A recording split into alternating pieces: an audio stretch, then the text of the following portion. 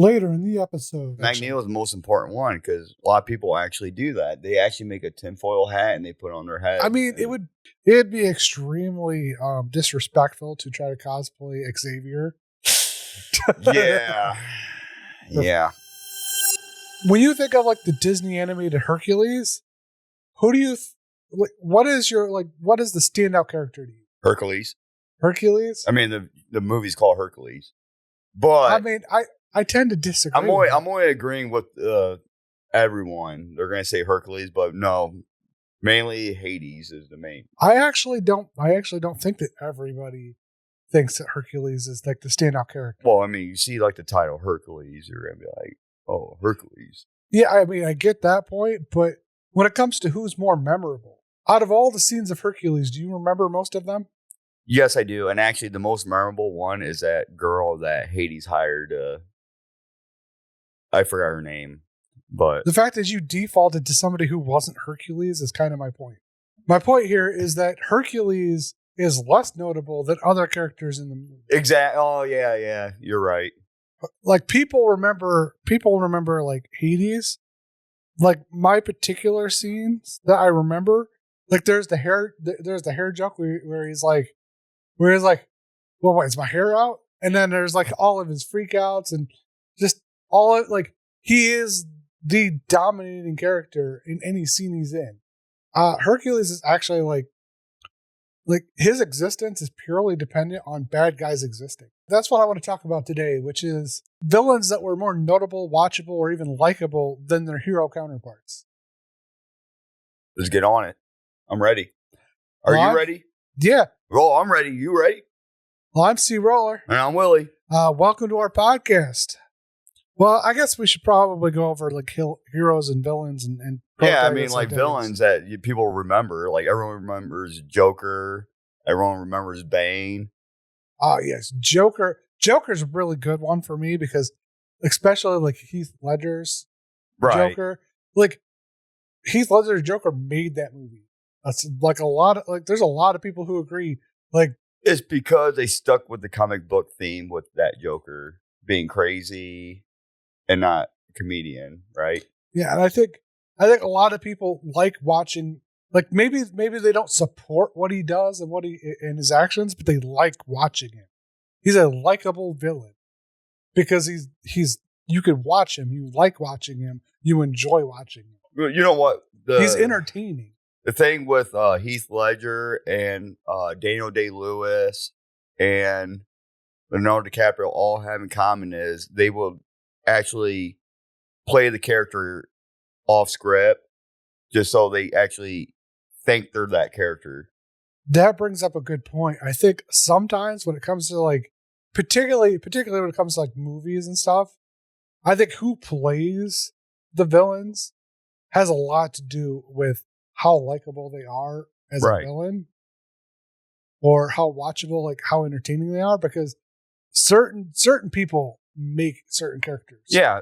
So I'm going to go back to Daniel Day-Lewis. There's a reason why he only does one movie every like 4 or 5 years is because he tries to become that character before they start doing the video recording and stuff. So a type of method acting is what you're saying? Yes, it's a method. Leonardo DiCaprio does the same thing. He tries to be the character. And so did Heath Ledger, but what happened to him?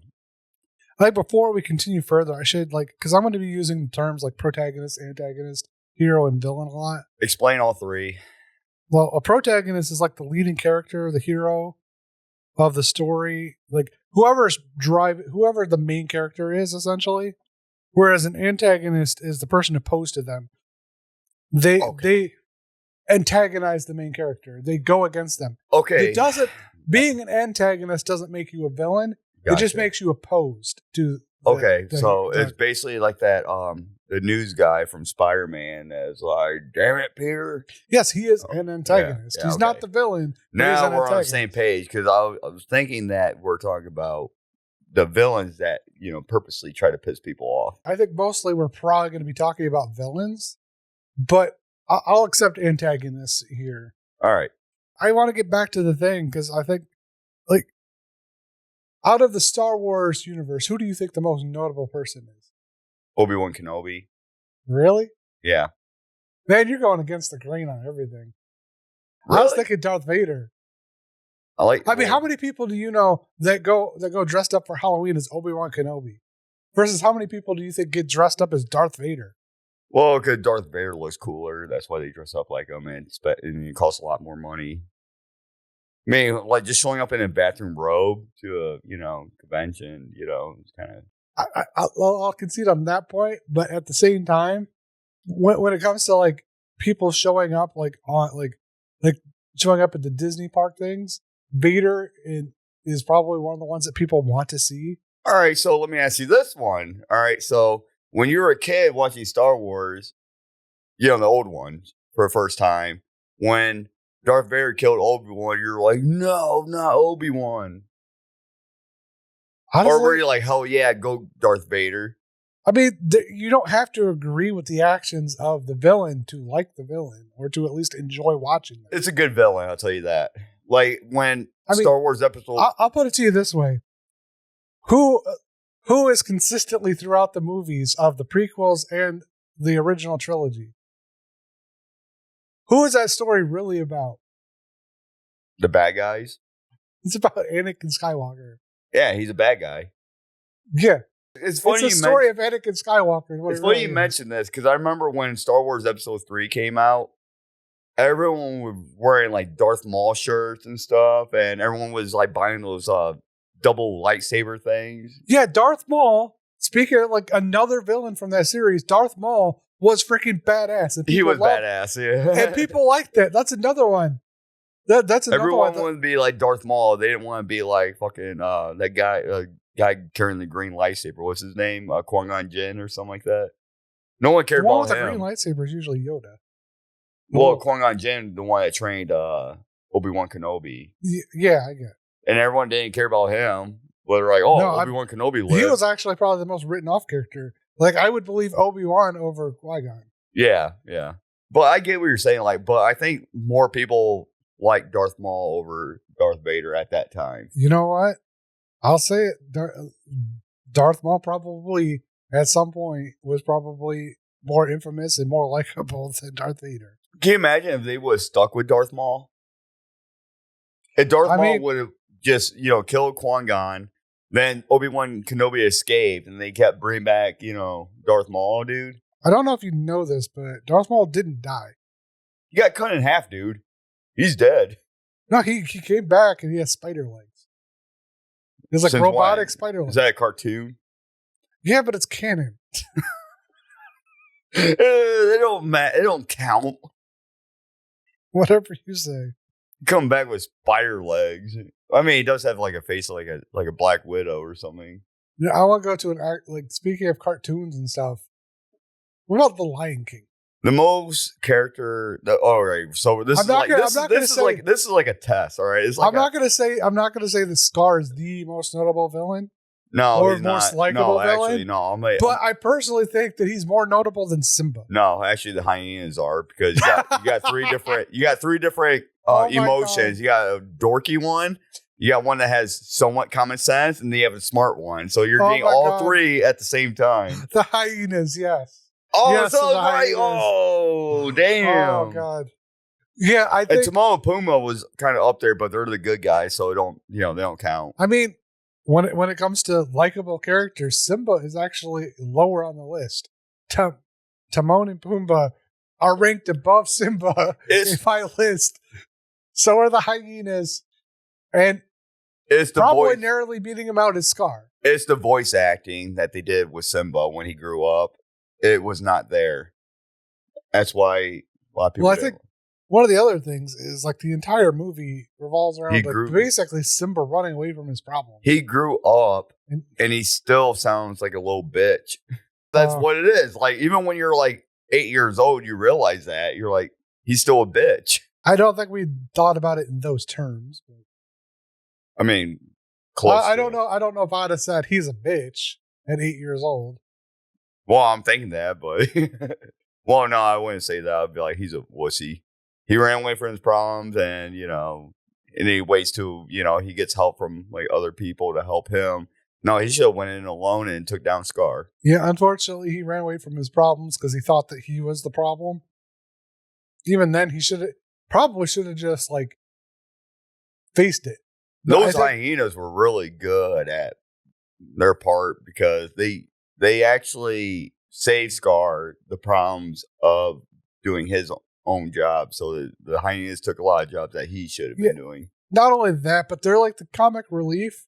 Well, at the same time, it's like you're crying and you're like sobbing. You're like, oh, Mufasa died, and the hyenas like cheer you back up. They have a lot of one-liners and things that people remember, people laugh at. You ever watch Lion King 1.5? I have, but I don't remember most of it. It's the Timon and Pumbaa story. Yeah, I know. And I think the scene that I remember most is when Pumbaa farts, and that's what causes everybody to fall down. Comic relief. Yeah, the story is supposed to be like very dramatic, but you have like little things with the hyenas and Timon and Pumbaa. It changes the emotion throughout the movie. I like that. I think a lot of this we're talking about, revolves around a concept that I've heard while looking for ways to make my villains stand out more in D&D, which is that heroes are typically reactionary, whereas villains are actionary. Villains are typically the ones that actually are doing stuff. You know what? They're the ones moving the plot forward because the hero has to react to whatever the villain does. You need to make more of your villains more like Loki, where he thinks he's doing good, but he's actually not, and he's manipulating people thinking that he's actually doing good. That'd be a good one. I don't know if Loki is actually thinking he's doing good. He's all for himself, right? Yeah, pretty much. I mean, when you think about Loki, and that was one of the people I want to talk about. Oh, you have it in there? Yeah. Oh, whoa. He's kind of a villain, but kind of not, because I think he's more just an antagonist to his brother than anything. Like, yeah, sure, he does some villainous stuff, but it's mostly because of his brother. Yeah, he does it. I mean, everything he does is because of the way he was raised. In the comic books, was he like that too, compared to the movies? I know there's some of it. I know that Tom Hiddleston played it up and made that character better and what it is. So. He overhyped it. I don't know about overhype, but I think the right level of hype. Okay, so he played that character well. Yeah, because there's a part where he goes over and Odin's lie, but it turned out it was Loki that was playing the part as Odin, and he was running the whole entire, show, and everyone thought he was Odin. Yeah. So why would he do that? Thor actually figured it out, though. Yeah, but why would he do that? He was running that area good. I think at that point he was doing one of the more sympathetic things. Why people like sympathize with him. He actually was doing Thor good because he was allowing Thor to do what he wanted to do rather than having to take responsibility. And he don't want the Hawk to bash him again. Puny God. I remember there was like one part of sometime in the movie, he was like looking at Hawks like, no. He was like the adopted brother being overlooked by Odin in favor of Thor. Like, could you justify? Like, I could justify some of the stuff he did in that way. So I feel like I could like he has redeemable qualities. Like, that kind of reminds me of the opposite version of Good Son. Really? Yeah, it's like the opposite version. Like the step kid comes in and he's the good one, and then the kid that's actually from the birth parents is a bastard and, is very destructive and evil. I want to go back to Loki here. We talked about like the things he does, and some of it's driven by jealousy and some of it's insecurity, but some of it's just his want for power, and a lot of it's just his need for acceptance and recognition. As I said, like being the adopted brother constantly overlooked. I think a lot of that makes him a more dynamic character, more complex. He didn't even fit in with his own race, the ice people. Yeah. Yeah, he was just trying to fit in with them. Then he was like, well, I can't fit in with these guys. I'm going to take over Earth. He's like, I'm going to make people like me. And with Tom Hiddleston playing that character in like the Thor movies, he's very charismatic in his role. Exactly. So he's likable because of that as well. And of course, as I said, he starts doing good, so he's redeemable. So that's why like a lot of people like him because of all these different things. And you know how well people like him when he shows up at Comic-Con 2013 and people cheer him and chant for him. Because he did a good job playing the character, and people realize that. And like, yeah, have you ever seen like a video of that? Like the whole lights I did see that. Lights go out. It was crazy. Oh my God! People were cheering and chanting Loki, and it's not about the character itself. It depends on how good the actor did on that character. I think some of it is the character itself, and some of it is the person who playing the character. Think about it, like Metal Gear Solid, the guy that did the voice acting for Snake for so many years, and then, or not Snake, he played Big Boss, but it was called Snake Eater. But later on, that guy's gonna be a bad guy. But people cheered that voice actor on. Yeah. Well, what I'm getting at here, though, because I read books, and there's no way playing characters in books, and you still can get behind the villains in there, and you can still like them or be entertained by them. You know? Yeah, the villains are very entertaining, especially when you read their background and know more about why they're the bad guy. And some people actually, well, most people actually. When you sympathize with them, we made an entire like what 2 episodes dedicated to heroes that we actually like agreed with their points, right, and slightly sympathized with them. Villains that had a point or were justified in their actions. Yeah, we did. So yeah, I mean that's another reason to find one likable. You know, I wanted to say too. Do you think when a guy becomes a good guy, that it creates villains too? You ever watch that movie, The Incredibles? I know. And when that superhero treated that kid like shit, that kid became a villain. Yeah, that's not usually the case though. That's usually the outlier. It's like real life though too, because if I get arrested, I'm gonna hate the cops instantly, And I think a lot of superheroes do create the villain. I can only think of a couple of them, and you're hitting on like there's a couple different ways that could go.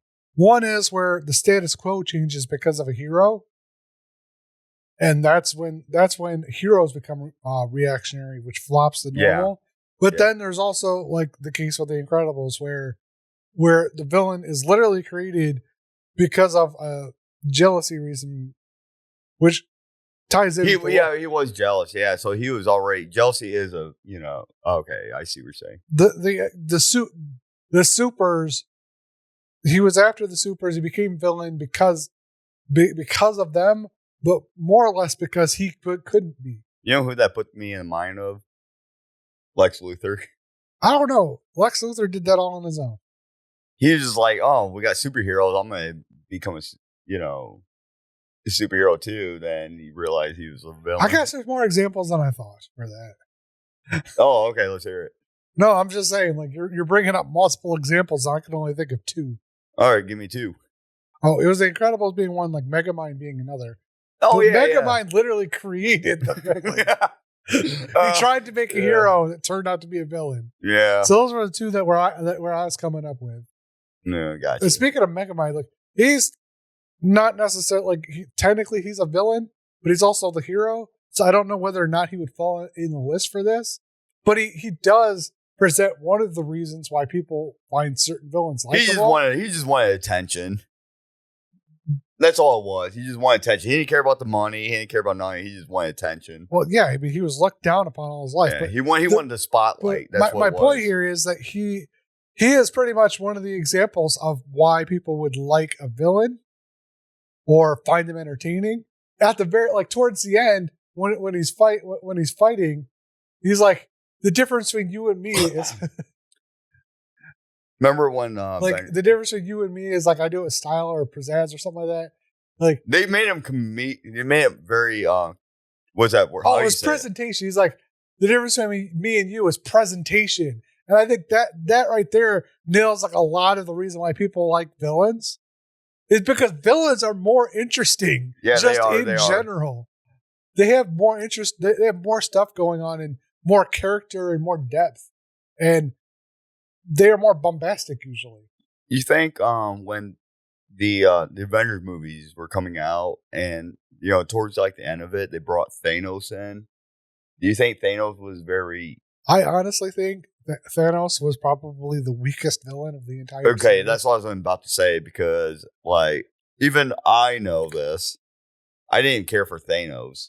I think they didn't do a good job portraying him. Yeah. Well, I'm sitting here thinking like Ultron was a better villain, a more notable villain. Ultron had personality. Thanos was pretty boring in personality. And like, remember how they did a Silver Surfer movie and it failed? But then when people seen the Silver Surfer later on, they're like, "Oh my god, that's a Silver Surfer." I forgot there was a Silver Surfer movie. If that tells you anything. Oh, yeah, it sucked.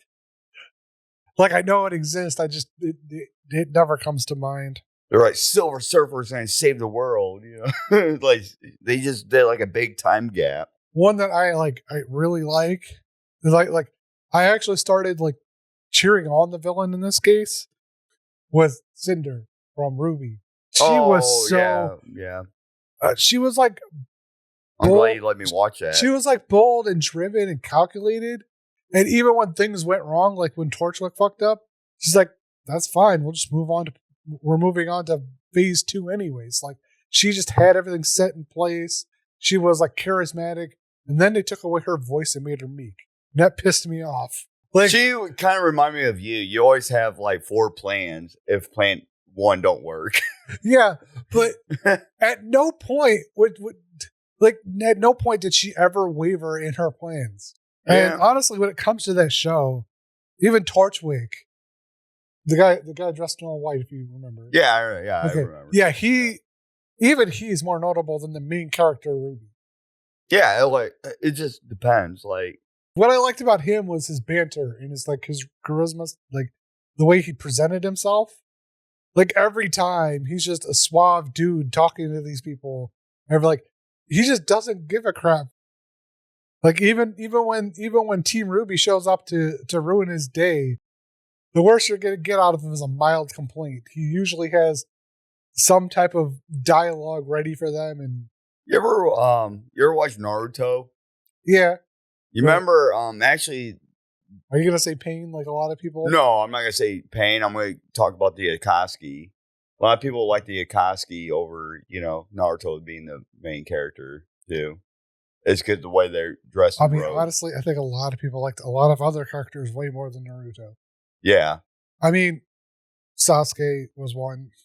But that everybody obsessed over. Everyone likes Sasuke. Then I think people like Sasuke more than they like Naruto. And that was just from the very beginning of the show.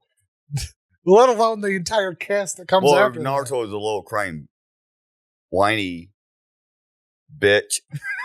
I knew that word was coming. Like he just kept drawing it out like little tiny bitch. Oh, the word bitch reminds me of something now. Freddy Krueger. Freddy Krueger, yeah. Yeah, he's done. Yeah. Like I guess he's not as known for saying bitch. Like a lot of that came from Freddy versus Jason. But he does say bitch in a lot of one-liners. How many times in horror movies that people actually like the killer over the people? Like pretty much all the ones in the 80s. Like Scream. Like everyone was it Ghostface? Yeah. People were dressing like that for Jason, convention, Michael Halloween. Myers. All of those main horror villains. Yeah, basically. But you cannot dress up like Chucky because you're not short enough. Yeah, I mean you could, but it's gonna look weird. Right. You're like a life size, Chucky doll. It don't work. But Freddy Krueger had a lot of one-liners, and a lot there are tons and tons of lists of compilation lists of Freddy's best one-liners out there. People remember the shit he says. Bitch. Oh, that also Rick and Morty made a character. Oh, I remember that. To make fun to make a joke on that. Yeah, I remember that one. I don't remember the name of that character, but it was pretty funny. Scary Terry. Scary Terry, yeah. That was pretty funny. We were talking about anime earlier, right? You're saying that villains, some people but how come in the anime One Punch Man, there's no good villain? Is it because One Punch Man kills him on the first that same episode? Yeah, pretty much. I mean, I mean, that's the entire premise of wow, this is good. This is a good villain. Oh, he died. One of the reasons why I'm not that much into One Punch Man is because, like, I understand the concept of it. Yeah.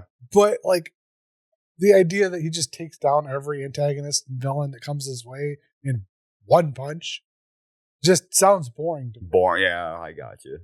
Like, the entire premise of the show is that he's trying to find somebody worth fighting. But I don't know if you ever watched it, but the main character is not the most popular one. One Punch Man is not the most popular one. As with most protagonists. Yeah, exactly. For some strange reason. Yeah. People like the mediocre heroes better than like One Punch Man. Like there's a guy that's in there, he's like a bicycle riding guy. Everyone likes him more than One Punch Man. Well, I can imagine. I mean, being known for riding a bicycle is a lot more interesting than being able to punch. Right. And it takes him about 3 hours to get to the, fight scene, but he gets there, but the fight's already over. One of the ones I think that like has to be included just because of how iconic the character is, the Terminator. Do people remember anybody from that show other than the Terminator? Or I shouldn't say the show, the movie, And actually, not until they made the third one, because they made the mom, the main character, I think it was. Or was it the first one? She was the main character. I can't remember. I haven't seen Terminator in a long time, but the kid's mom was the main character, and everyone liked her over the Terminator.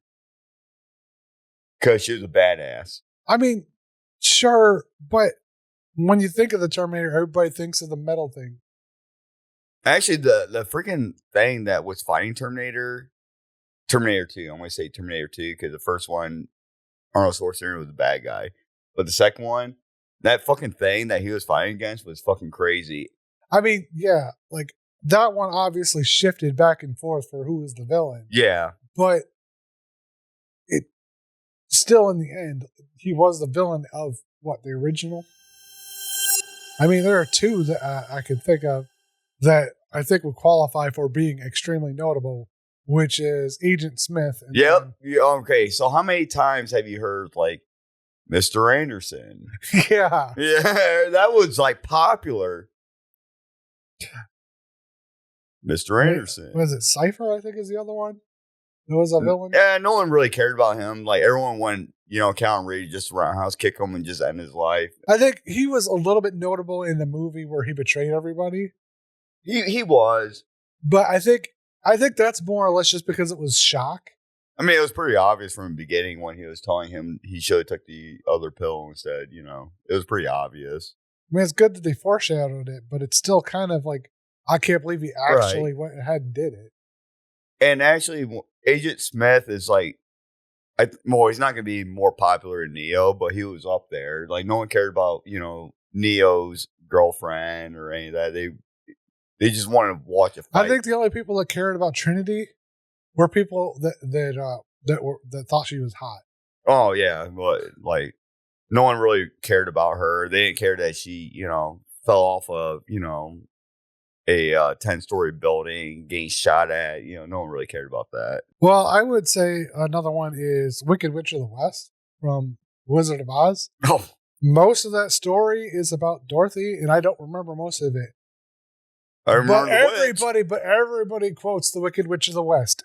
I remember the witch. Yeah, I'll get you, my pretty little dog of yours too. Everybody says that. Sometimes the villains could be the storyline of the movie, and the main character is not really that important. Well, I mean, I was like, honestly, even the side characters, I think, are more notable. The Tin Man, the Scarecrow, the Cowardly Lion, like they all have more going on than Dorothy. Like even like what's that one movie? What's that movie that Magnificent is in? Yeah. They made the live action movie about the villain. Yeah. That's how important that person was, Honestly, the entire original Sleeping Beauty is actually problematic. Why? True Love's Kiss. You're basically kissing a passed out chick. And I can't imagine he was theoretically, supposedly, he was the first one to show up. He wasn't even sober. Like, are we sure he was the first one to show up? Like, how many other guys have kissed her before she woke up? Oh shit, he got without herpes. her permission. He got herpes. Snow White's another one where the prince had to come around and kiss. And that one, not she's eternally sleeping, but supposedly dead. Damn, like even in fucking cars, like that fucking Lightning McQueen is not even like the most like mentioned one. Is that fucking truck Rusty? That's more fucking memorable than Mater. Yeah, Mayor. Yeah. Some of it goes to the character again, but I think some of it goes to the person playing it. Larry the Cable Guy. Oh, okay, that makes sense. Like, I mean, it's an iconic voice already. Yeah, and then everybody knows. What they should have did was they should have gave Lightning McQueen and that extra large bumper for Owen Wilson's nose. Oh God! You want to talk about Magneto? I think the reason why Magneto is likable as a villain is the same reason why he was in our other episode. Yeah, is because you could justify some of his actions, or at least the reasoning behind some of his actions. And there's debate back and forth on whether or not that's true. But in general, like you could view some of it as people dress up like Magneto even outside conventions. You know that, right? I mean, people cosplay all the time. I know, but actually Magneto is the most important one because a lot of people actually do that. They actually make a tinfoil hat and they put it on their head. I mean, it'd be extremely disrespectful to try to cosplay Xavier. Yeah. Yeah. And on that note, I think we're going to end today's episode. Yeah. I've been CRollur. And I'm Willy. Peace out. Peace.